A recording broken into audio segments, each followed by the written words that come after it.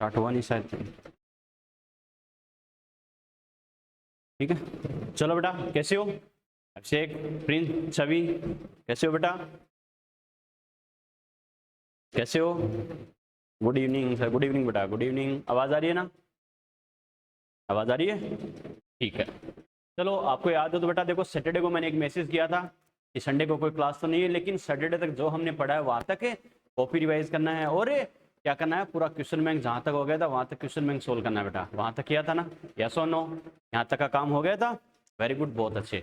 जो जो डाउट्स है बेटा साथ साथ पूछते रहना। चैप्टर कंप्लीट होने के बाद अपन क्लास में तो डिस्कस करेंगे क्वेश्चन बैंक, लेकिन आप अपनी तरफ से भी साथ साथ सोल्व करते रहना, क्योंकि बाद में बार बार टाइम है नहीं मिलेगा बेटा। ओके चलो बच्चों, अपना जो लास्ट लेक्चर हुआ था उसमें बच्चों देखो कंटिन्यू करते हैं। एक पॉइंट इसमें अपना रह गया था, क्या अपन डिस्कस किसके बारे में कर रहे थे कि इलेक्ट्रॉन को अगर डेफिनिट एनर्जी का फोटोन अगर दिया जाए तो इलेक्ट्रॉन को एक्साइट किया जा सकता है, यस और नो? यही पॉइंट अपन डिस्कस कर रहे थे ना। तो उस पॉइंट में क्या कहा था बच्चों, देखो एक दो बातें हम डिस्कस कर रहे थे, कैसे करना समझना। उसमें अपन ने क्या कहा था, जैसे मैंने कई सारे एनर्जी लेवल्स मैंने बनाए थे, कई सारे एनर्जी लेवल जो हमने बनाए थे बच्चों देखो, उसके अकॉर्डिंग हमें कैसे करना है थोड़ा सा समझना इस चीज को।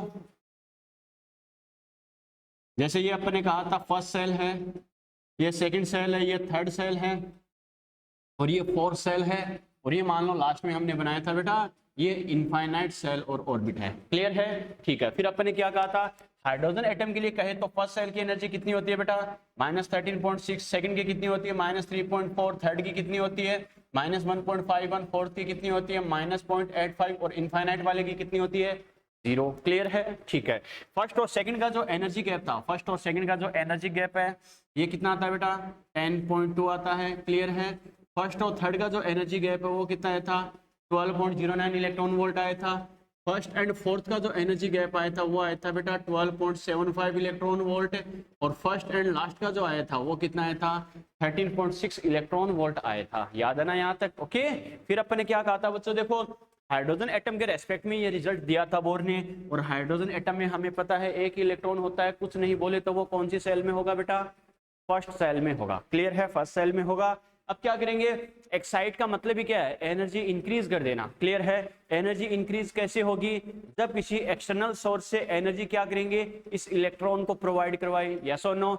एक्सटर्नल सोर्स से एनर्जी कैसे प्रोवाइड करवाएंगे, कुछ एनर्जी बंडल जिनको हम फोटोन बोलते हैं, फोटोन इस पे क्या करे बेटा, जैसे या तो अपन बोलते हैं लाइट रेडिएशन गिराए, सीधी सी बात है। मान लो एक सिंपल सी बात है बच्चों, देखो क्या होगा, जैसे कोई मेटल है, सपोज करो ये मेटल की रोड है, इसके इस पार्ट को अपन क्या करें या इस पोल को अपन क्या करें बच्चों, मान लो जैसे हीट कर रहे हैं या धूप में रखा है, तो कुछ टाइम बाद क्या होगा बच्चों, अरे ये वाला पार्ट भी हमें पता है गर्म फील होगा नहीं होगा, सेम वही केस है बेटा। ओके, यहाँ बच्चा कहेगा सर इसको एनर्जी कैसे मिलेगी इलेक्ट्रॉन को, तो मान लो क्या कोई लाइट रेडिएशन पास करे यानी एनर्जी बंडल जा रहे हैं, तो वो क्या करेगा, अरे पूरा एटम क्या करेगा बेटा, हीट गेन करके एनर्जी इंक्रीज होगी नहीं होगी, तो उसका इसके अंदर इलेक्ट्रॉन है उसकी भी तो एनर्जी इंक्रीज होगी। क्लियर है? तो एनर्जी अगर ये गेन करेगा तो क्या करेगा, इलेक्ट्रॉन एनर्जी गेन करके हमें पता है हायर ऑर्बिट में जंप कर सकता है। क्लियर है? ठीक है बेटा। अब अपन क्या कहा था, इसका मतलब है कितनी एनर्जी का फोटोन दे, और फोटोन के लिए अपन ने खास बात कही थी ये क्या होता है, एनर्जी का बंडल होता है। एनर्जी का बंडल होता है मतलब group of energy particles. Okay, या तो क्या होगा पूरा का पूरा बंडल एक साथ यूज होगा, अदरवाइज यूज ही नहीं होगा। मैंने क्या कहा, या तो पूरा बंडल एक साथ यूज होगा अदरवाइज यूज नहीं होगा। यूज नहीं होने का मतलब क्या है, या तो इलेक्ट्रॉन एक्सेप्ट नहीं करेगा या फिर एनर्जी का लॉस हो जाएगा, हमें मतलब नहीं है। क्लियर है? लेकिन इलेक्ट्रॉन उसको एक्सेप्ट नहीं करेगा। तो कहने का मतलब है जैसे अपन ने कहा था अगर 10.2 के बराबर, या फिर क्या कहा था 12.09 के बराबर, या फिर क्या कहा था बेटा 12.75 के बराबर, या फिर 13.6 के बराबर अगर एनर्जी का फोटोन दे तो इलेक्ट्रॉन एक्साइट होता है या नहीं होता, होता है बच्चों। क्लियर है? लेकिन अगर अपन ने क्या कहा था इससे कम का, ठीक है, अगर इससे कम का एनर्जी जैसे मान लो फोटोन दे, इससे कम एनर्जी का फोटोन दे बच्चों, तो क्या होगा, एक्साइटेशन होगा क्या, नो। फोटोन के रेस्पेक्ट में तो क्या करेंगे, जो फिक्स एनर्जी गैप होता है उसके बराबर एनर्जी का फोटोन देंगे तो ही क्या होगा, इलेक्ट्रॉन का एक्साइटेशन होगा। यस और नो? अरे बात समझ में आ गई? क्लियर है? लेकिन बाय द वे अगर अपन बात करें उससे कम या ज्यादा एनर्जी के रेस्पेक्ट में बात करें तो फोटोन के लिए क्या होगा, एक्साइटेशन होगा क्या, नहीं होगा बेटा। ये तो बात अपन ने किसकी कही है, फोटोन की कही है। क्लियर है? तो फोटोन के बारे में मैं एक स्टेटमेंट बोल सकता हूं क्या, फॉर हाइड्रोजन एटम, आपको बताना मेरा स्टेटमेंट ट्रू है या फॉल्स है, अच्छे से सुनना। For hydrogen atom minimum 10.2 electron volt and maximum 13.6 electron volt energy photon can be given for excitation of electron. Yes और नो? मेरा स्टेटमेंट ये है कि हाइड्रोजन एटम के लिए क्या इलेक्ट्रॉन के एक्साइटेशन के लिए मिनिमम 10.2 इलेक्ट्रॉन वोल्ट का और मैक्सिमम 13.6 इलेक्ट्रॉन वोल्ट का एनर्जी फोटोन दिया जा सकता है. यस और नो? क्योंकि 10.2 का इलेक्ट्रॉन वोल्ट का एनर्जी फोटोन दे तो हमें पता फर्स्ट से किस में आ जाएगा, सेकंड में आ जाएगा. क्लियर है? 13.6 का देंगे तो वो किस में आ जाएगा, लास्ट वाली में आ जाएगा. मतलब मिनिमम इतनी एनर्जी तो चाहिए और मैक्सिमम इतनी एनर्जी दे सकते हैं. यस और नो? क्लियर है? एक स्टेटमेंट ऐड करो बेटा. Very good. लिखो फॉर हाइड्रोजन एटम. हाँ, अलग अलग एटम्स के लिए कॉन्सेप्ट यही अप्लाई होगा, बस उसकी वैल्यू अलग अलग आ जाएगी. ओके, लिखो for hydrogen atom. For hydrogen atom minimum 10.2 electron volt.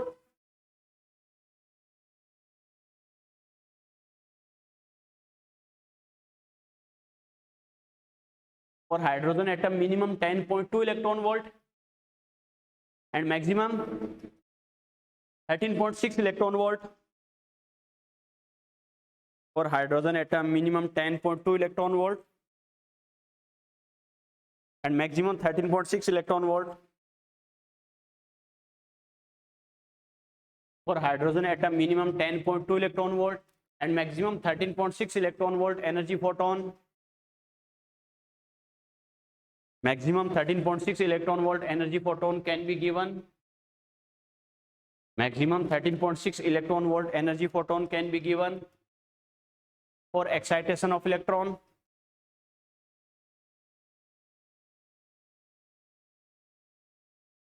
For excitation of electron. Electron के एक्साइटेशन के लिए मिनिमम इतनी एनर्जी और मैक्सिमम इतनी एनर्जी का फोटोन दिया जा सकता है. क्लियर है बेटा? चलो, ये तो हो गई बेटा फोटोन के रेस्पेक्ट में. ये बात तो हर कोई बताता है कि कितनी एनर्जी का फोटोन देने पर एक्साइटेशन होगा, कितनी एनर्जी का एक्साइटेशन नहीं होगा. क्लियर है? अब बात करते हैं मैटर पार्टिकल के बारे में. अभी तक तो मैंने क्या कहा है बच्चों, ये बताओ. जो फोटोन हमने दिया है, ये बताओ फोटोन कोई मैटर पार्टिकल है क्या? नहीं. फोटोन क्या है बच्चों? ओनली एक एनर्जी बंडल है. यस और नो? फोटोन ओनली क्या है बेटा? एनर्जी बंडल है. क्लियर है? एनर्जी का सोर्स है. ओके, कोई मैटर पार्टिकल है क्या? नहीं, क्योंकि इसका रेस्ट मास क्या होता है? जीरो होता है. क्लियर है? अब बात करते हैं किसकी? किसी मैटर पार्टिकल की. मैटर पार्टिकल मतलब क्या? कोई ऐसा पार्टिकल हो जिसका कुछ ना कुछ मास हो, यानी रेस्ट मास क्या हो?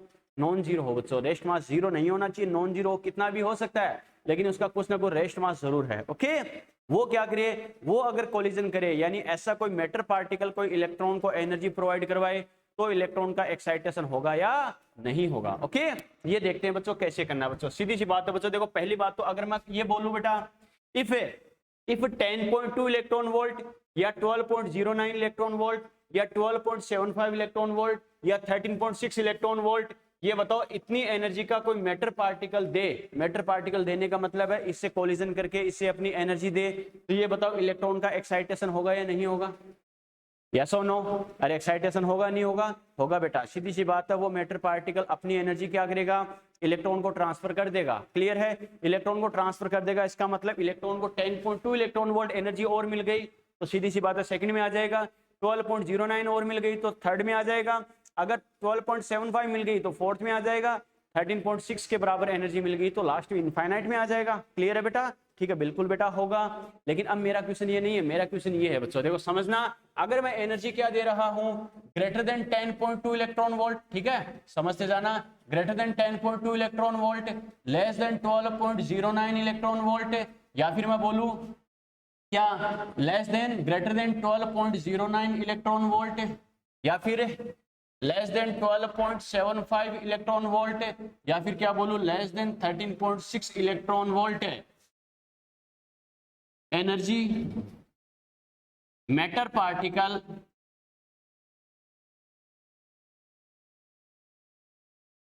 इज गिवन, तो क्या होगा? इलेक्ट्रॉन का एक्साइटेशन होगा या नहीं होगा बेटा? यस और नो? मैंने क्या कहा है? 10.2 से ज्यादा, 12.09 से कम. ठीक है, 12.09 से ज्यादा, 12.75 से कम, 12.75 से ज्यादा, 13.6 इलेक्ट्रॉन वोल्ट से कम एनर्जी का मैटर पार्टिकल अगर दिया जाए तो क्या होगा? इलेक्ट्रॉन का एक्साइटेशन होगा या नहीं होगा? प्रिंस छवि नहीं होगा क्या बेटा? अभिषेक नहीं होगा क्या? यस और नो? यस और नो? यस और नो? Electron will excite. समझ में आ गया? अगर क्या होगा, इतना एनर्जी का फोटोन या मैटर पार्टिकल दिया जा रहा है, इलेक्ट्रॉन का क्या होगा, एक्साइटेशन होगा। बच्चा कहेगा सर कैसे, समझना इस चीज को। ओके बच्चों देखो, मैटर पार्टिकल के क्या होगा, आपको 2-3 डेली लाइफ के मैं एग्जांपल बता रहा हूँ। ओके क्या बता रहा हूँ, डेली लाइफ के 2-4 एग्जांपल बता रहा हूँ मैटर पार्टिकल से रिलेटेड कैसे हमें करना है, क्या करना।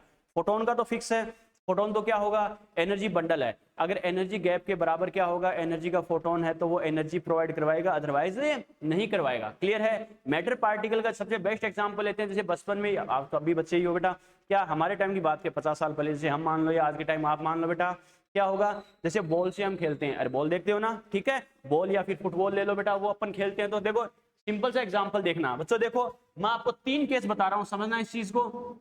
देखो एग्जांपल से इस चीज को समझा रहा हूं, रटने की जरूरत नहीं है। एक तो मैंने क्या किया बेटा, एक बॉल तो ये है, पहला केस बच्चों देखो क्या है, बॉल ए है, ठीक है, और ये है बॉल बी। क्लियर है? ये बॉल ए है, ये क्या है बेटा, बॉल बी।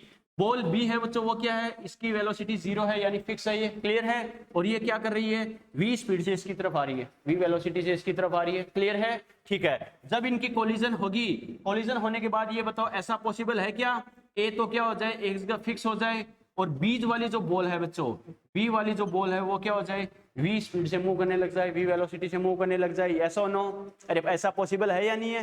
प्रैक्टिकल लाइफ से समझो बेटा इस चीज को। मैंने क्या कहा, बी कोई बॉल थी जिसकी स्पीड 0 है, वेलोसिटी 0 है, इससे v वेलोसिटी से कोई बॉल ए आके कोलिजन करती है, टकराती है, तो क्या होगा, आफ्टर कोलिजन ये कंडीशन पॉसिबल है या नहीं? बिल्कुल बेटा पॉसिबल है। क्या कि ए की स्पीड क्या हो जाए, ए की वेलोसिटी 0 हो जाए, और बी क्या आ जाए, v वेलोसिटी से मूव करने लग जाए। यस और नो? इसका मतलब अपना रिजल्ट क्या निकला, पहली बात तो बॉल है जिसका कुछ ना कुछ मास जरूर है, यानी ये मैटर पार्टिकल है या नहीं है।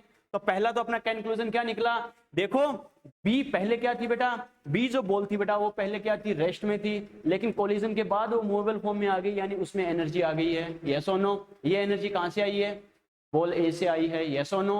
बॉल ए ने कोलिजन करके अपनी एनर्जी इसको प्रोवाइड करवाई है। यस और नो? और बॉल ए जो है वो क्या होगी बच्चों, कोलिजन के बाद रेस्ट में क्यों आ गई, इसका मतलब बॉल ए ने सारी की सारी एनर्जी बॉल बी को ट्रांसफर कर दी है। यस और नो? यस और नो? इसका मतलब क्या होगा, बॉल ए या फिर कोई मैटर पार्टिकल अपनी सारी की सारी एनर्जी दूसरे पार्टिकल को ट्रांसफर कर सकता है। यस और नो? क्लियर है बेटा? ठीक है, दूसरी कंडीशन देखना बेटा, दूसरी कंडीशन में क्या बोल रहा हूं बच्चों, ये मान लो ए कोई बॉल नहीं, कोई बोला है बेटा, ठीक है, ये कोई बोला है बेटा, देखो बोला क्या हो रहा है, v स्पीड से आ रहा है, किसकी तरफ आ रहा है, इस बोली की तरफ आ रहा है बेटा। ये क्या है, छोटी सी बॉल है यानी बोली है बेटा, ठीक है। मान लो ये बोली पहले क्या है, रेस्ट में है, ठीक है।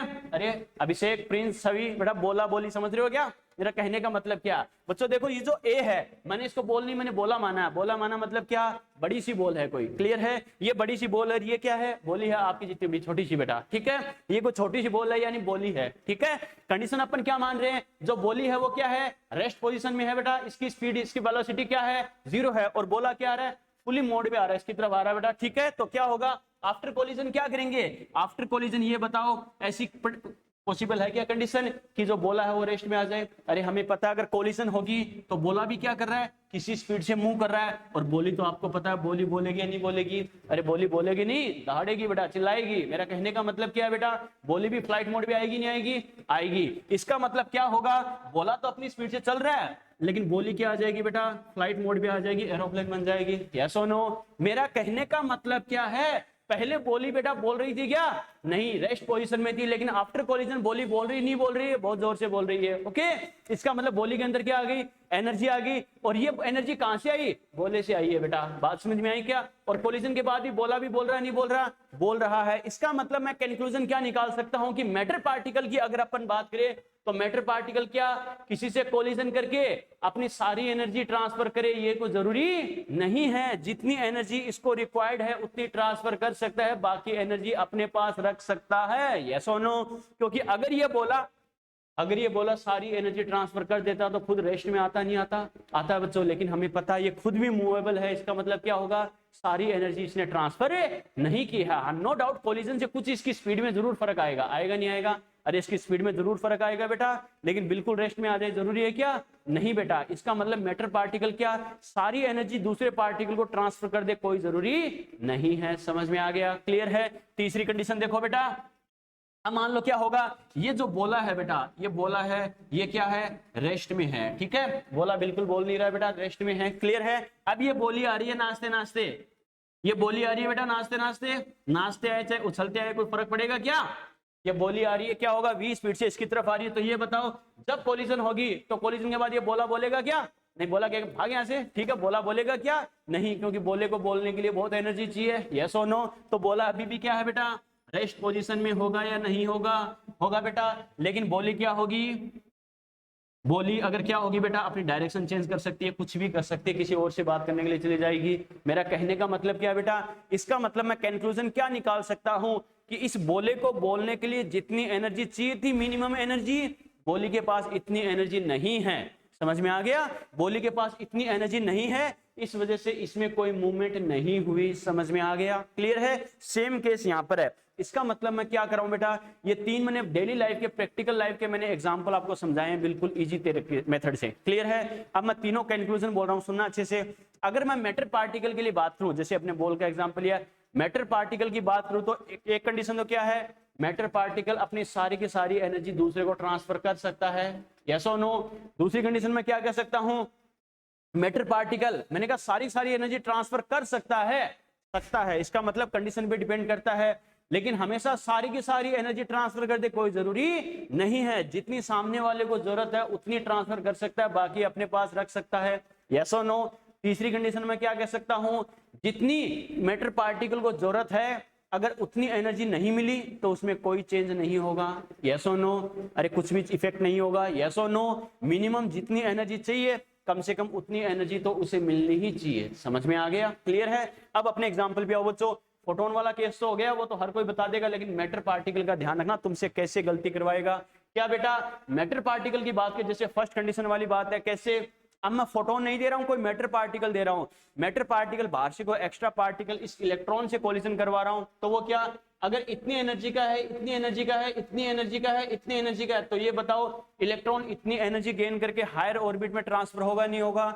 होगा बच्चों। समझ में आ गया? क्लियर है? उसके आगे मैंने क्या लिखा है, अगर उसकी एनर्जी 10.2 से ज्यादा है, 10.2 से ज्यादा है, तो ये बताओ 10.2 से ज्यादा कोई मैटर पार्टिकल इतनी इससे ज्यादा एनर्जी का, 10.2 सपोज करो 11 का है बेटा, 11 इलेक्ट्रॉन वोल्ट है, 10.2 से तो ज्यादा है ना, तो 11 इलेक्ट्रॉन वोल्ट एनर्जी का कोई मैटर पार्टिकल अगर इलेक्ट्रॉन से कोलिजन करे तो इलेक्ट्रॉन को जितनी जरूरत है उतनी तो इलेक्ट्रॉन अपने पास रख लेगा, यस और नो। बाकी मैटर पार्टिकल के पास खुद के पास रह जाएगी, यस और नो।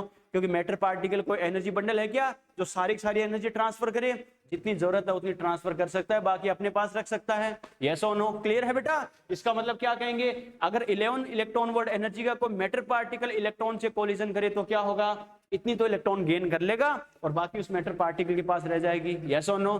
तो एक्साइटेशन होगा नहीं होगा? होगा बच्चों। तो अपन ने क्या कहा, अगर 10.2 से ज्यादा है या इससे कम है, यानी इन दोनों के बीच की वैल्यू है, तो भी एक्साइटेशन हो सकता है, नहीं हो सकता?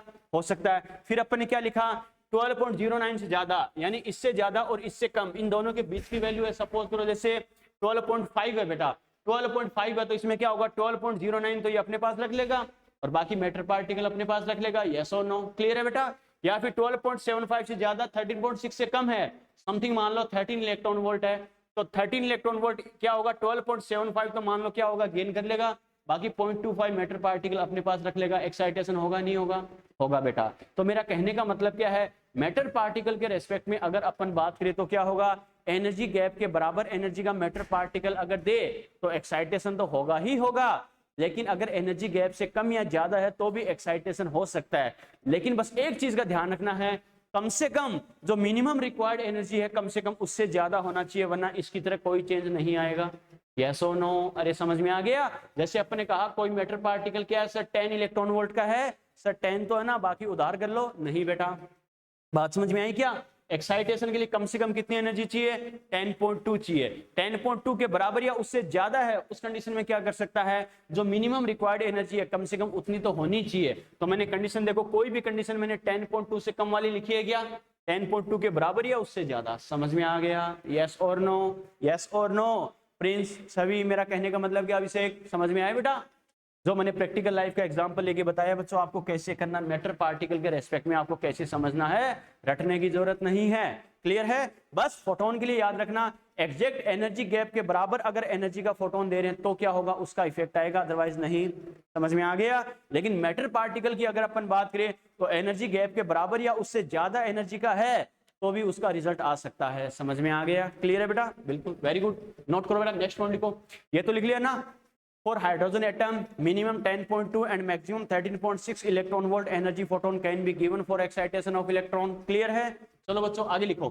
If अगला पॉइंट लिख लो, if ये वाला लिख लो जो मैंने बोर्ड पे लिखा है, बोले और बोली के आगे, इनके आगे का।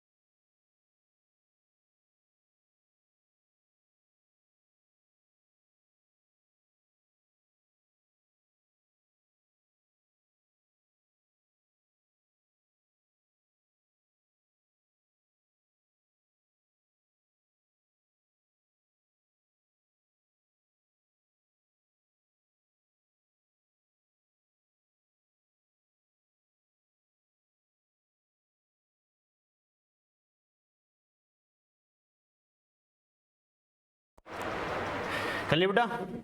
बुझाने दे। तो ये बच्चों देखो, बोर मॉडल की जो जो एप्लीकेशन है बेटा मैंने वन बाय वन एक एक करके मैंने समझाई है, कैसे करना है, क्या करना है। समझ में आ गया? क्लियर है? चलो बच्चों, ये बोर मॉडल की एप्लीकेशंस के बाद कुछ नोट लगा के एक्स्ट्रा पॉइंट्स आपको बताता हूँ बच्चों। इसके बेसिस पे फिर हम अपन को न्यूमेरिकल भी करने हैं बच्चों, काफी सारे, कैसे करना है कैसे नहीं करना है। ओके चलो बेटा, बात स्टार्ट करते हैं। चलो नोट लगाओ।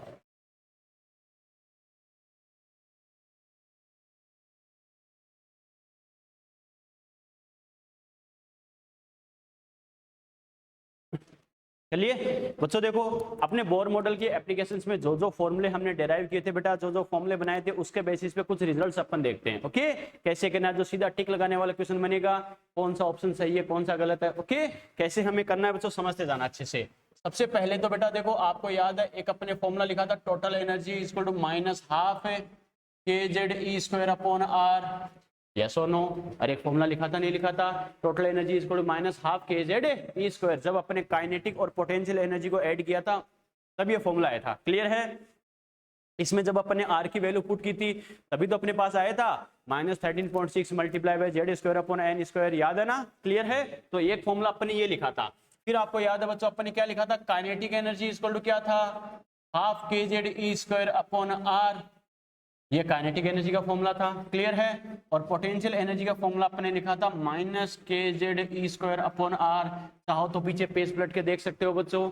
अपने जब एनर्जी का बोर मॉडल की थर्ड एप्लीकेशन लिख रहे थे, एनर्जी ऑफ सेल और ऑर्बिट, उसमें अपने तीनों फॉर्मूले ये लिखे थे। याद है ना? ओके ठीक है। मेरा कहने का मतलब क्या है बच्चों, देखो आपको क्वेश्चन क्या पूछेगा, डायरेक्टली मैं लिखा दूंगा तो आपको होगे सर ये कैसे हो गया, तो समझना इस चीज को बेटा। बिल्कुल बेटा, वेरी गुड। तो देखो क्या कहेंगे आपसे, क्वेश्चन क्या पूछेगा, अगर आपसे बोले कि फर्स्ट सेल की एनर्जी कितनी होगी, सेकंड सेल की एनर्जी कितनी होगी, एक बात ध्यान रखना, ओनली एनर्जी बोले, क्या कहा बेटा, ओनली एनर्जी बोले तो कंफ्यूज होने की जरूरत नहीं है। सर कौन सी एनर्जी की बात कर रहा है, काइनेटिक है, पोटेंशियल है, टोटल है। ओनली एनर्जी बोले मतलब टोटल एनर्जी की बात कर रहा है। आ गया समझ में? चिल्ला चिल्लाकर अगर काइनेटिक या पोटेंशियल एनर्जी बोले तो ही काइनेटिक या पोटेंशियल एनर्जी कैलकुलेट करनी है, अदरवाइज क्या करना, टोटल एनर्जी कैलकुलेट करनी है। क्लियर है? अगर आपसे ये बोले फर्स्ट सेल की टोटल एनर्जी कितनी होगी, सेकंड की कितनी होगी, थर्ड की कितनी होगी, तो अपन फॉर्मूला लगा के कर सकते हैं कि -13.6 मल्टीप्लाई बाय Z²/n²। यस और नो? इलेक्ट्रॉन वोल्ट में आ जाएगी। क्लियर है बेटा? लेकिन आपसे ये बोले कि फर्स्ट सेल की काइनेटिक एनर्जी कितनी होगी, सेकंड की पोटेंशियल कितनी होगी, थर्ड की काइनेटिक एनर्जी कितनी होगी, फोर्थ की पोटेंशियल कितनी होगी, तब अपन ने को डायरेक्ट फॉर्मूला कैलकुलेट किया है क्या? नहीं बच्चों, और इन फॉर्मूलों के चक्रों में आ जाओगे तो कंफ्यूज हो जाओगे। क्लियर है? तो आपको क्या करना है, आपको जो सेल बोला है फर्स्ट है, सेकंड है, थर्ड है, फोर्थ है, उसकी टोटल एनर्जी कैलकुलेट कर लेना, और टोटल एनर्जी कैलकुलेट करके क्या करना, काइनेटिक और पोटेंशियल से उसको कंपेयर करके काइनेटिक और पोटेंशियल एनर्जी की वैल्यू आ जाएगी। ओके, बच्चा कहेगा सर कैसे? तो ये जो अपने फॉर्मूले बनाए थे उनसे अपन क्या करें, इनको अगर कोरिलेट करें तो समझना कैसे करना बेटा, ये बताओ। ये टोटल का फॉर्मूला, ये काइनेटिक का फॉर्मूला है। ओके, दोनों में रिलेशन क्या है बेटा, देखो इस माइनस को एक बार छोड़ दो, हाफ के Z E square upon R, half के Z E square upon R, ये बताओ टोटल और काइनेटिक इक्वल है या नहीं है? यस और नो है बच्चों। इसका मतलब मैं क्या कहूंगा, total energy equal to kinetic energy. अरे total energy equal to kinetic energy बराबर है या नहीं है? यस और नो। लेकिन दोनों में डिफरेंस क्या है बेटा, ये माइनस है, ये क्या है, प्लस है। क्लियर है? यस और नो। अरे दोनों की देखो बेटा फॉर्मूला सेम आ रहा है, डिफरेंस किसका है, साइन का है, ये प्लस है, बस ये क्या है, माइनस है। क्लियर है? ठीक है। अब देखो मैं क्या कर रहा हूं, टोटल को अगर हमें पोटेंशियल एनर्जी से कंपेयर करना हो तो अपन कैसे करेंगे बेटा, इसको देखो अगर मैं 1/2 से मल्टीप्लाई कर दूं, क्या कर दूं, पोटेंशियल को 1/2 से मल्टीप्लाई कर दूं तो अपना फॉर्मूला क्या हो जाएगा, -1/2 के Z E square upon R. Yes और नो। तो ये बताओ टोटल के इक्वल आएगा नहीं आएगा? यस और नो। इसका मतलब मैं क्या कहूंगा बच्चों, पोटेंशियल एनर्जी जो है इसको 1/2 से मल्टीप्लाई कर दूं या फिर 2 से डिवाइड कर दूं, तो ये बताओ हमें पता है टोटल एनर्जी आएगी नहीं आएगी? यस और नो। इसका देखो साइन कैसा, माइनस, तो ये भी कैसा है बच्चों, माइनस है बेटा। क्लियर है? तो यहाँ माइनस लगा दो, समझ में आ गया? यस और नो। क्लियर है? बस ये तीनों का रिलेशन ध्यान रखना। अब आपको दिमाग में सेट कैसे करना है बच्चों, दिमाग में सेट कैसे करना है, total energy equal to kinetic energy equal to potential energy by 2, बीच वाला पॉजिटिव साइड वाले दोनों नेगेटिव, काम खत्म। आ गया समझ में? मैंने क्या कहा बेटा, ये फॉर्मूला अच्छे से दिमाग में सेट कर लेना, क्या, total energy equal to kinetic energy equal to potential energy by 2। Clear है? बीच वाला पॉजिटिव साइड वाले दोनों नेगेटिव, काम खत्म। समझ में आ गया? क्लियर है? जैसे आपसे बोले सेकंड सेल की काइनेटिक एनर्जी क्या होगी, थर्ड की पोटेंशियल क्या होगी, तो आपको क्या करना है बच्चों, अगर सेकंड की काइनेटिक एनर्जी सपोज करो -x इलेक्ट्रॉन वोल्ट आ रही है, क्या आ रही है, -x इलेक्ट्रॉन वोल्ट आ रही है, तो काइनेटिक क्या आ जाएगी, +x इलेक्ट्रॉन वोल्ट। यस और नो। और इससे कंपेयर कर लो, टोटल एनर्जी अगर बच्चों कितनी है, -x है, तो पोटेंशियल क्या हो जाएगी, इस 2 को इससे मल्टीप्लाई कर दो तो -2x होगी या नहीं होगी? यस और नो। अरे समझ में आया?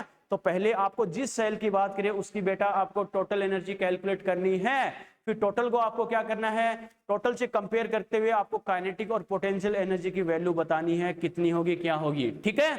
दिमाग में सेट कैसे रखना है, total energy equal to kinetic energy equal to potential energy by 2, बीच वाला पॉजिटिव साइड वाले दोनों नेगेटिव, काम खत्म। समझ में आ गया? क्लियर है?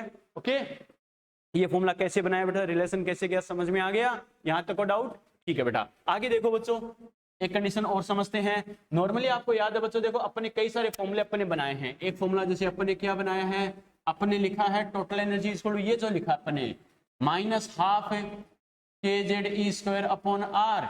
यस और नो? अरे लिखा नहीं लिखा? लिखा बेटा। इसमें मैं क्या कह सकता हूं, देखो अगर टोटल एनर्जी को मैं आर से कोरिलेट करूं बेटा, किससे कोरिलेट करूं, आर के साथ, तो देखो बाकी को छोड़ो, अरे बाकी की वैल्यू जो एक सेम एलिमेंट के लिए बात करें तो बाकी की वैल्यू फिक्स है या नहीं है? कैसे, के कांस्टेंट है, एटम अगर सेम है तो उसका जेड भी फिक्स होगा नहीं होगा? ई मतलब क्या, चार्ज ऑफ इलेक्ट्रॉन फिक्स है बेटा। एक ही एटम के लिए वेरिएबल कौन है, आर।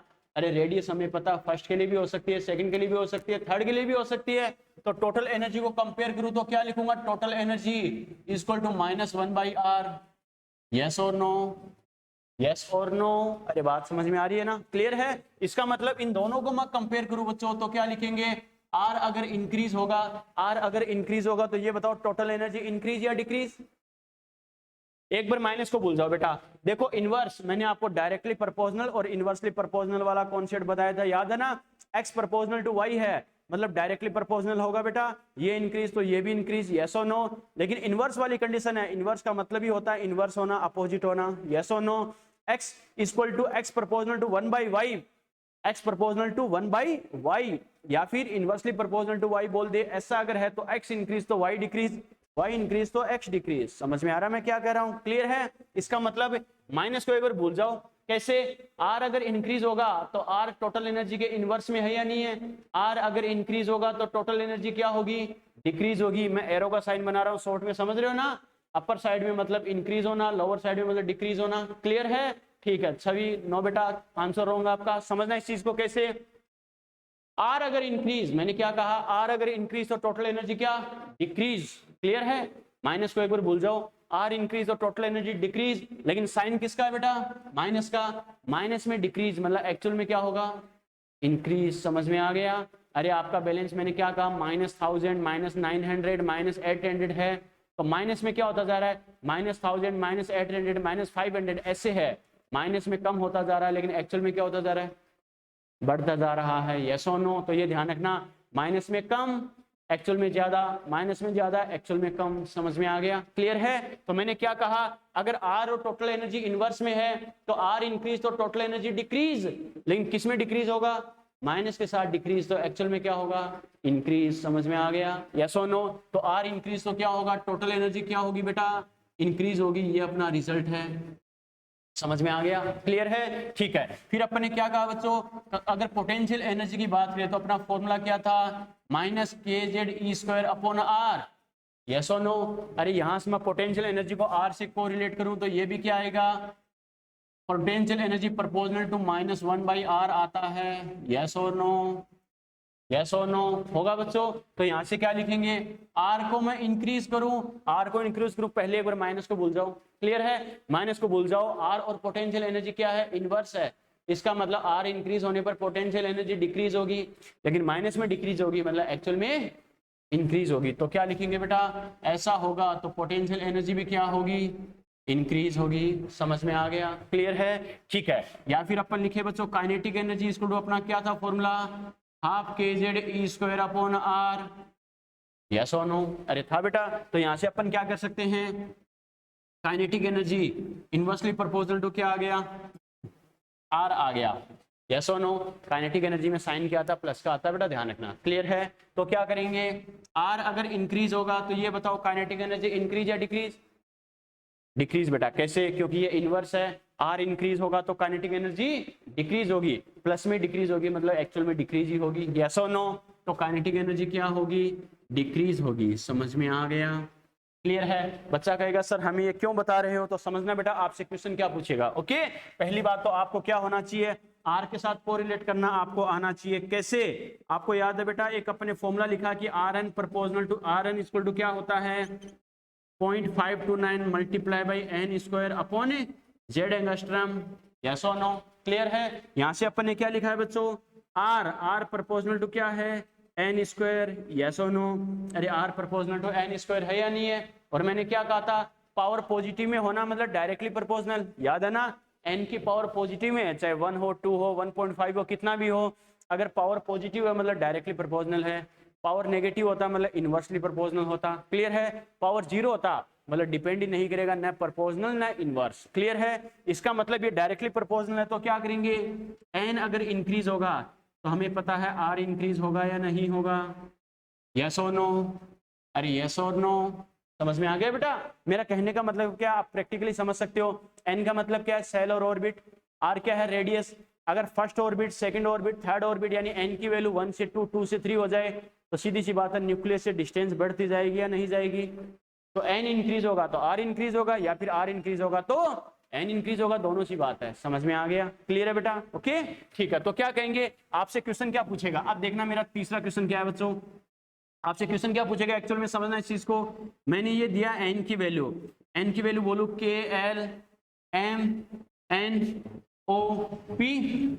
आपको पता सेल और ऑर्बिट को अपन क्या करते हैं, 1 2 3 4 5 6 7 या KLMNOPQ से रिप्रेजेंट करते नहीं करते, करते हैं बच्चों। ये बताओ n की वैल्यू इंक्रीजिंग लिखूं या डिक्रीजिंग ऑर्डर में लिखूं, n की वैल्यू इंक्रीज होगी या डिक्रीज होगी, अरे इंक्रीज होगी। k का मतलब n कितना है बेटा 1, l का मतलब कितना है 2, m का मतलब कितना है 3, तो n की वैल्यू क्या है बेटा, इंक्रीजिंग ऑर्डर में होगी, यस और नो, यस और नो, क्लियर है, ठीक है। और अगर ये है तो टोटल एनर्जी क्या होगा बेटा, टोटल एनर्जी के रेस्पेक्ट में बात करें तो n अगर इंक्रीज होगा, अरे सीधी सी बात है n इंक्रीज होगा तो r इंक्रीज होगा, r इंक्रीज होगा तो ये बताओ टोटल एनर्जी क्या होगी, इंक्रीज। तो टोटल एनर्जी का ऑर्डर भी क्या आएगा, ये ऑर्डर होगा बेटा, समझ में आ गया।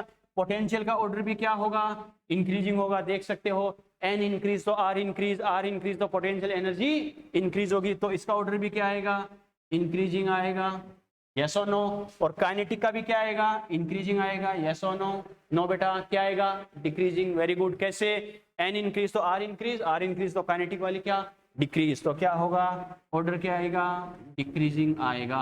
आपसे क्वेश्चन ये पूछेगा, लेकिन इसका आंसर आपको कैसे देना है समझ गए, ऐसे देना है बेटा, समझ में आ गया। चाहे आर के रेस्पेक्ट में टोटल पूछे, काइनेटिक बोले, पोटेंशियल पूछे, कोई सी एनर्जी बोले, कब इंक्रीज होगी कब डिक्रीज होगी, कैसे करना, समझ में आ गया। अब छाप दो, यहां तक नोट करो।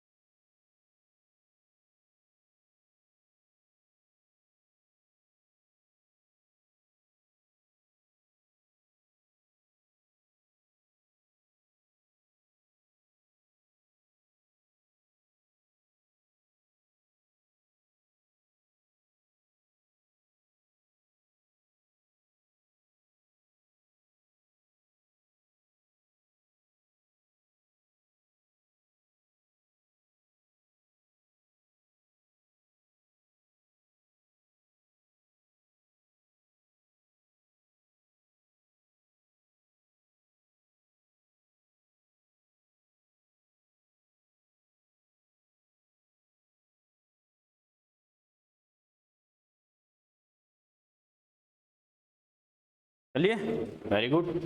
चलो बच्चों, तो देखो ये कुछ पॉइंट्स अपने डिस्कस किए हैं, और भी अपन कई सारे पॉइंट डिस्कस करेंगे जो हमारे बार बार काम आएंगे। चलो।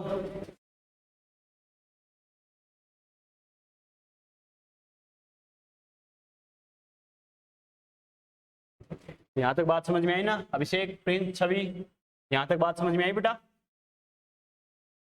यहाँ तक बात समझ में आ गई? यस और नो? ठीक है, चलो नेक्स्ट पॉइंट डिस्कस करते हैं बेटा। कितने हो गए? 3 हो गए, 4, जो भी हो गए देख लेना बेटा। टाइम पीरियड ऑफ इलेक्ट्रॉन, यानी इलेक्ट्रॉन का टाइम पीरियड क्या होगा? ओके, इलेक्ट्रॉन के टाइम पीरियड का मतलब है बच्चों देखो क्या, यानी इलेक्ट्रॉन जब क्या करेगा, सेल या ऑर्बिट में रिवॉल्विंग करता है। इलेक्ट्रॉन जब क्या करेगा, सेल या ऑर्बिट में रिवॉल्विंग करता है, तो एक साइकिल पूरा करने में कितना टाइम लगेगा, इसे बोलते हैं इलेक्ट्रॉन का टाइम पीरियड। क्लियर है? ठीक है बच्चों, तो अपन क्या करते हैं नॉर्मली, आपको ध्यान है बच्चों, टाइम के रेस्पेक्ट में अपन क्या कहते हैं, डिस्टेंस अपॉन वेलोसिटी या डिस्प्लेसमेंट अपॉन वेलोसिटी। यस और नो? अरे फॉर्मूला आता है ना बच्चों, वहीं से अपन बोल सकते हैं डिस्टेंस या डिस्प्लेसमेंट अपॉन वेलोसिटी। डिस्टेंस की अगर बात करें, ये बताओ इलेक्ट्रॉन अगर एक साइकिल पूरा करेगा तो कितनी डिस्टेंस कवर करेगा? इलेक्ट्रॉन एक साइकिल पूरा करेगा, कितनी डिस्टेंस कवर करेगा? अरे सरकमफेरेंस के इक्वल होगी नहीं होगी? 2πr, क्योंकि हमें पता है सेल या ऑर्बिट क्या होती है, सर्कुलर होती है। अपन ने क्या कहा था, इलेक्ट्रॉन क्या करता है, सर्कुलर पाथ में रिवॉल्विंग करता है। यस और नो? तो सर्कुलर पाथ में रिवॉल्विंग करेगा, इसका एक सर्कल है तो इसके चारों तरफ की बाउंड्री की डिस्टेंस क्या हो जाएगी, इसकी सरकमफेरेंस के बराबर होगी नहीं होगी? होगी बच्चों, बिल्कुल होगी बेटा। तो वो क्या लिख सकते हैं अपन, 2πr अपॉन क्या लिखेंगे, v। यस और नो? क्लियर है? चलो बच्चों आगे अगर अपन लिखे तो देखो बेटा क्या कह सकते हैं, इसका मतलब है r की बात करें तो क्या लिखेंगे, 2π मल्टीप्लाई बाई r। r क्या होता है बेटा, 0.529 multiply by n square upon z angstrom. Yes और नो? अरे होता है नहीं होता? अपॉन में क्या लिखेंगे, v कितना होता है, 2.18 multiply by 10 to power 6 multiply by z by n metre पर सेकेंड। यस और नो? होता नहीं होता? अपन को मतलब किससे बच्चों, देखो बाकी वैल्यू से मतलब नहीं है, अपन को कंपेयर किससे करवाएगा, एन और जेड से कंपेयर करवाएगा। यस और नो? तो यहाँ से मैं क्या लिख सकता हूँ बच्चों, टी प्रोपोर्शनल टू, देखो ऊपर क्या बच गया बेटा, N square by Z. Yes और नो? और अपॉन में क्या बच गया, जेड बाई एन। यस और नो? इसे अगर मैं सोल्व करूं बेटा तो क्या लिखेंगे, N square by Z multiply by 4 step, उल्टा पुल्टा करेंगे या नहीं करेंगे? यस और नो? अरे समझ में आ गया? तो यहां से मैं क्या लिख सकता हूं, T proportional to N cube upon क्या होगा, जेड स्क्वायर। समझ में आ गया? क्लियर है बेटा? आपको सीधा ऑप्शन मिलेगा, कैसे करना क्या करना, समझ में आ गया? क्लियर? अगर जेड भी सेम है तो जेड को भी हटा देंगे, तो टी प्रोपोर्शनल टू क्या आ गया, एन क्यूब आ जाएगा। समझ में आ गया? क्लियर है? चलो एक क्वेश्चन आपको टाइम पीरियड का पूछे तो ध्यान रखना है। क्लियर है? ठीक है, एक आपसे क्या बोलेगा बेटा, frequency of electron, frequency of electron, electron की फ्रीक्वेंसी क्या होगी? ओके, फ्रीक्वेंसी की अगर अपन बात करें, ध्यान रखना फ्रीक्वेंसी का अपने फॉर्मूला लिखा था 1/t। यस और नो? अरे फ्रीक्वेंसी क्या था, न्यू या F equal to 1/t। Yes और नो? अगर अपने पास टी की वैल्यू आ गई, आपको जेड और एन से कंपेयर करके ऑप्शन देगा बच्चों ही। ओके, बाकी वैल्यूज नहीं देगा, टेंशन मत लो। इसका मतलब टी की वैल्यू अपने पास आ चुकी है, तो दोबारा टाइम पास करने की जरूरत है क्या? और यहाँ से वैल्यू पुट कर सकते हैं बेटा, तो क्या लिखेंगे, 1/t इक्वल टू क्या हो जाएगा बच्चों, देखो 1 ऐसा कैसा, और टी अपने पास क्या आ गया, एन क्यूब अपॉन क्या आ गया, जेड स्क्वायर। यस और नो? तो देखो जेड ऊपर जाएगा नहीं जाएगा, तो फ्रीक्वेंसी प्रोपोर्शनल टू क्या आ गया, Z square upon N cube. Yes और नो? समझ में आ गया? या फिर अपन डायरेक्टली भी कर सकते हैं बेटा, कैसे, टी की वैल्यू ये आ गई, ठीक है, फ्रीक्वेंसी क्या होती है 1/t, इसका मतलब T equal to N cube upon Z square है, तो एफ क्या आ जाएगा, इसका उल्टा कर दो, Z square upon N cube आ जाएगा। क्लियर है? बात समझ में आई क्या? क्लियर बेटा? ठीक है, एक आपसे क्या पूछेगा, angular velocity of electron, angular velocity of electron, angular velocity physics में बार बार आपके काम आएगा, ओमेगा। एंगुलर वेलोसिटी मतलब किसकी बात कर रहा है, ओमेगा की बात कर रहा है। ओके, देखो बच्चों फिजिक्स में आप पढ़ोगे एंगुलर वेलोसिटी इक्वल क्या होता है, v equal to omega R. v equal to omega R का मतलब क्या है, v तो क्या होता है बच्चों, लीनियर वेलोसिटी, v तो क्या होता है, लीनियर वेलोसिटी, और ओमेगा क्या होता है, एंगुलर वेलोसिटी। हमें पता है इलेक्ट्रॉन क्या करता है, सर्कुलर पाथ में रिवॉल्विंग करता है, इसका मतलब बार बार अपनी डायरेक्शन चेंज करेगा नहीं करेगा, बार बार अपनी डायरेक्शन चेंज करता है। क्लियर है? तो देखो लीनियर मूवमेंट, स्ट्रेट लाइन में मूवमेंट करता है वो तो लीनियर मूवमेंट हो गया, बार बार डायरेक्शन चेंज करेगा वो क्या हो गया बच्चों, एंगुलर मूवमेंट हो गई, एंगुलर वेलोसिटी हो गई। समझ में आ गया? क्लियर है? तो देखो लीनियर वेलोसिटी जो है उससे अगर हमें एंगुलर वेलोसिटी कैलकुलेट करना होता तो कैसे करते हैं बच्चों, आर के रेस्पेक्ट में, यानी जिस एक्सिस के रेस्पेक्ट में ये वो रिवॉल्विंग कर रहा है, जो सेंटर से डिस्टेंस है उससे मल्टीप्लाई कर दे तो क्या आ जाता है बच्चों, यानी अपने पास से यानी एंगुलर वेलोसिटी आ जाएगी। समझ में आ गया, क्लियर है। तो अपन क्या करेंगे बेटा, यहाँ से क्या कर सकते हैं, ओमेगा इक्वल टू क्या हो गया, v बाई आर, यस और नो। अरे बात समझ में आ गई। जैसे मैंने कहा था बेटा मोमेंटम यानी p इक्वल टू क्या होता है, एम वी, यस और नो। एंगुलर मोमेंटम क्या होता है बेटा, J equal to M V R, yes और नो। तो लीनियर मोमेंटम क्या होता है, लीनियर मोमेंटम जो है जिस एक्सिस के रेस्पेक्ट में एंगल बनाएगा, डायरेक्शन चेंज करेगा, उस r से मल्टीप्लाई कर देंगे तो एंगुलर मोमेंटम आ जाता है। वैसे ही लीनियर वेलोसिटी है, उसको r से जिस एक्सिस के रेस्पेक्ट में रिवॉल्विंग करता है उस r के रेस्पेक्ट में कोरिलेट करके एंगुलर वेलोसिटी कैलकुलेट कर सकते हैं। समझ में आ गया, क्लियर है। तो यहाँ से अपन क्या कह सकते हैं, omega equal to proportional to v, बच्चों हमें पता है v प्रोपोर्शनल टू क्या होता है, z बाई एन। अरे 2.18, ये सब टाइम पास करने की जरूरत है क्या, नहीं बेटा। z बाई एन और r क्या होता है, proportional to N square by Z, yes और नो। तो यहाँ से क्या कह सकते हैं बेटा, z upon N multiply by क्या हो जाएगा, z upon N square, yes और नो।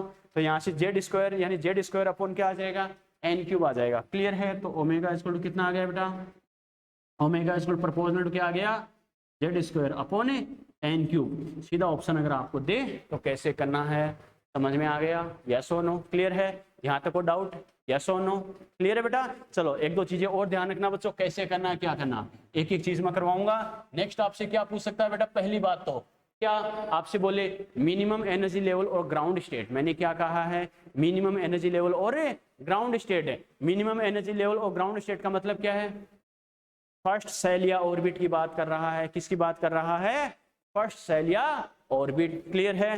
फिर आपसे बोले एक्साइटेड स्टेट, एक्साइटेड स्टेट का मतलब क्या है,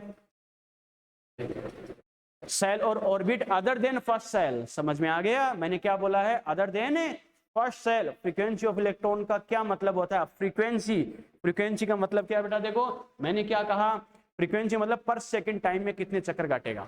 समझ में आ गया, फ्रीक्वेंसी का मतलब क्या होता है, जैसे टी तो क्या एक राउंड पूरा करने में कितना टाइम लगेगा, बात समझ में आई क्या। और फ्रीक्वेंसी क्या होगी, अपन बोलते हैं ना फ्रीक्वेंसी, फ्रीक्वेंसी मतलब वेव की फॉर्म में अगर मूवमेंट शो करेगा। फ्रीक्वेंसी के लिए अपने क्या कहा था, the number of waves passes from a point in 1 second time called as frequency. यहाँ पर फ्रीक्वेंसी के लिए क्या बोलेंगे, पर सेकंड टाइम में कितने चक्कर काटेगा, काम खत्म, आ गया समझ में, उसकी फ्रीक्वेंसी वो हो जाएगी।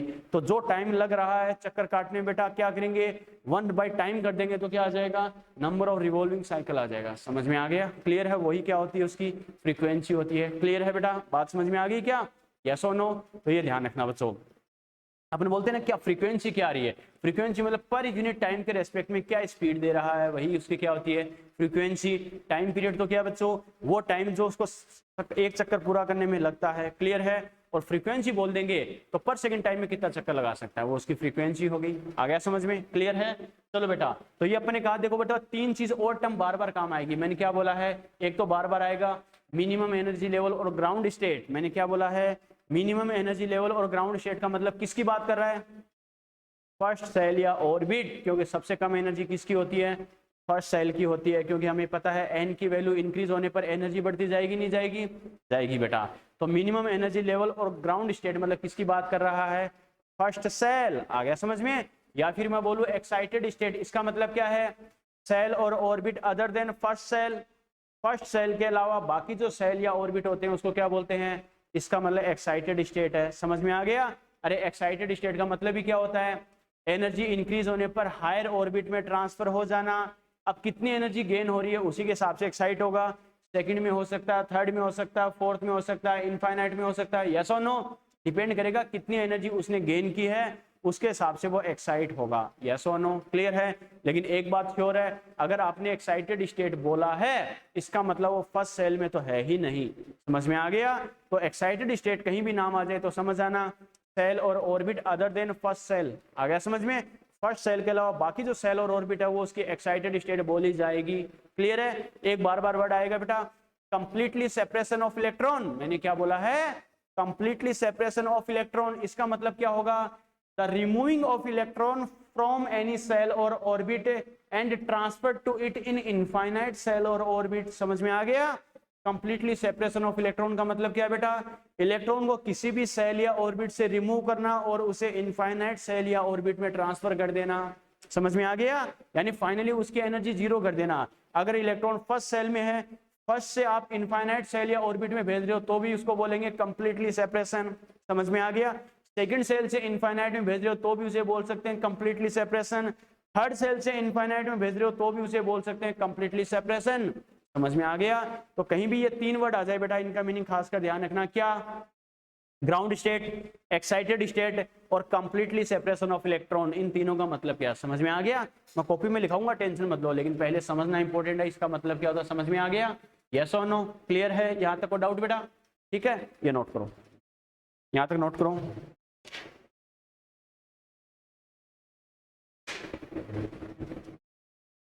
नोट करो फटाफट।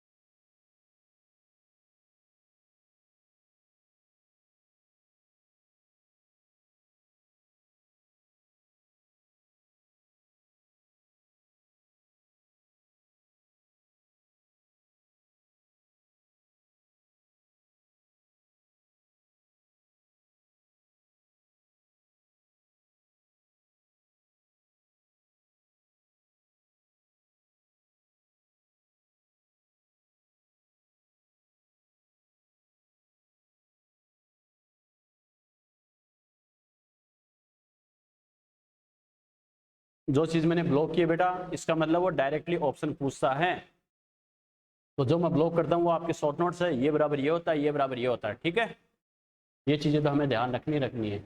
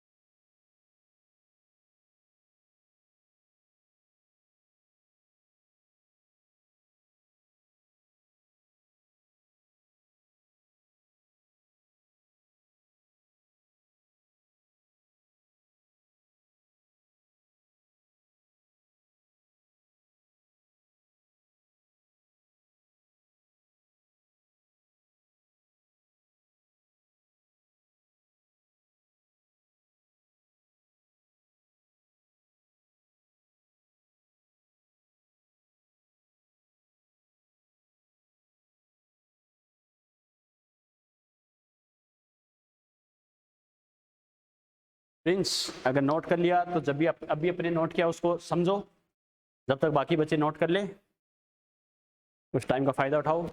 और डाउट है तो पूछो, उसको समझो।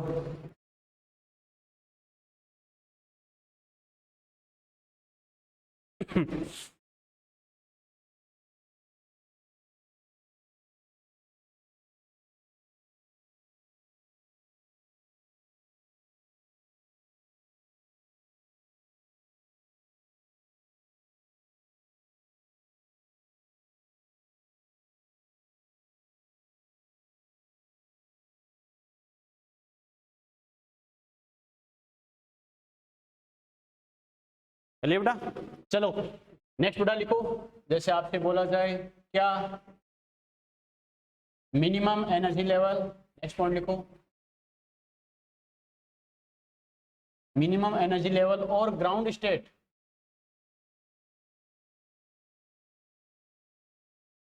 मिनिमम एनर्जी लेवल और ग्राउंड स्टेट, इसके आगे शॉर्ट में लिख लो फर्स्ट सेल और ऑर्बिट, काम खत्म। शॉर्ट में समझ आओगे ना? अरे समझ आओगे नहीं समझ आओगे? आपको बोले इलेक्ट्रॉन मिनिमम एनर्जी लेवल में है या फिर ग्राउंड स्टेट में, मतलब किसकी बात कर रहा है? फर्स्ट सेल या ऑर्बिट की बात कर रहा है। क्लियर है? फर्स्ट सेल और ऑर्बिट। चलो नेक्स्ट लिखो बेटा,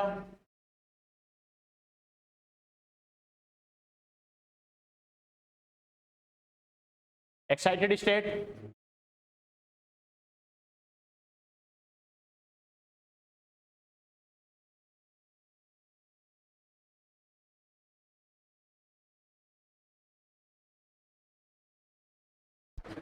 एक्साइटेड स्टेट लिख लिया, लिखो सेल और ऑर्बिट,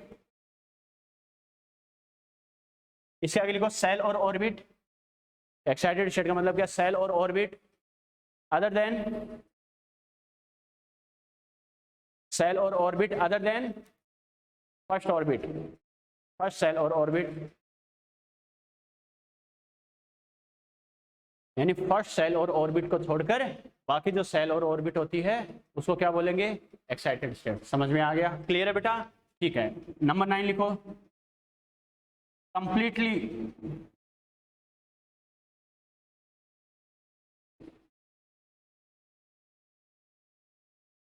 सेपरेशन ऑफ इलेक्ट्रॉन। इसका मीनिंग क्या है, एरो लगा लिखो,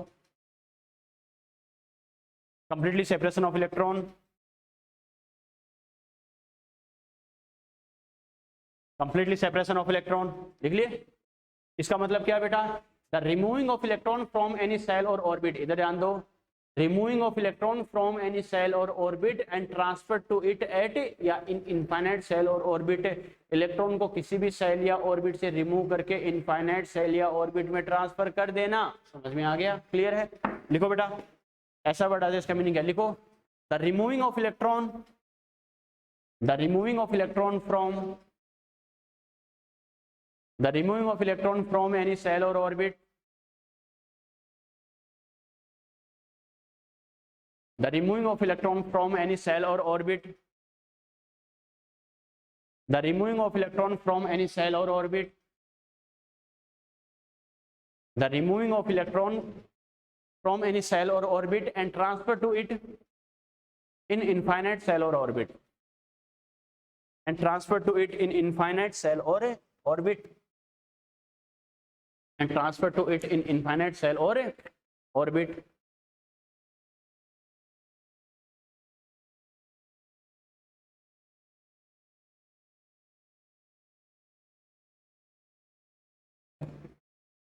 and transfer to it in infinite cell or orbit। समझ में आ गया बेटा? तो मेरा कहने का मतलब क्या, कहीं भी नाम आ जाए ग्राउंड स्टेट या एक्साइटेड स्टेट या फिर कंप्लीटली सेपरेशन ऑफ इलेक्ट्रॉन, इसका मीनिंग क्या समझ जाओगे, यस और नो? प्रिंस और छवि, यहाँ तक बात समझ में आई? अभिषेक, यहाँ तक को डाउट बेटा? ये जो एक्स्ट्रा पॉइंट्स बार बार हमारे काम आएंगे, सीधे क्वेश्चन मिलते हैं या टिक लगाने मिलते हैं या ऐसे वर्डिंग का बेटा बार बार क्वेश्चन में यूज होगा, ये आपको आइडिया होना चाहिए। समझ में आ गया? यहाँ तक को डाउट बेटा? यस और नो? प्रिंस, छवि, चलो बेटा एक काम करना, वेरी गुड। अभिषेक को डाउट, चलो एक काम करना, नेक्स्ट लेक्चर में हमें क्या पढ़ना है बेटा, आयनाइजेशन एनर्जी, एक्साइटेशन एनर्जी और सेपरेशन एनर्जी, तीनों का फॉर्मूला क्या होता है, कैसे होता है, इसका मीनिंग क्या होता है, इनके फॉर्मूले क्या होते हैं, क्योंकि क्वेश्चन में काम आएंगे। क्लियर है? तो ionisation energy, excitation energy, separation energy समझने वाला पोर्शन है। नेक्स्ट लेक्चर में इसको थोड़ा टाइम देंगे, फिर लास्ट में पढ़ेंगे ड्रॉबैक ऑफ बोर मॉडल, इसके ड्रॉबैक क्या थे, और फिर उसके क्वेश्चन सोल्व करना स्टार्ट कर देंगे। क्लियर है? तो बोर मॉडल के क्वेश्चन आप अभी सोल्व मत करना, कल वाला अपना जो लेक्चर हो जाए उसके बाद बोर मॉडल के क्वेश्चन सोल्व करना चाहे आप स्टार्ट कर देना। समझ में आ गया? क्लियर है? चलो ठीक है बेटा। तो अपनी इनऑर्गेनिक की क्लास बेटा थोड़ा 5-10 मिनट का टाइम लगेगा, सर है वो बारिश में फंस गए हैं नौशाद सर, तो मैं गाड़ी से उनको लेके आऊँगा, तो आप 5-10 मिनट का रेस्ट करो बेटा, ठीक है? 10 मिनट बाद फटाफट उनको लेके आता हूँ, आपकी क्लास स्टार्ट करते हैं। ओके, बाकी डिस्कस करें नेक्स्ट लेक्चर में, ठीक है? बाय बेटा, 10 मिनट लगेंगे इनऑर्गेनिक की क्लास में, 10 मिनट बाद मिलते हैं।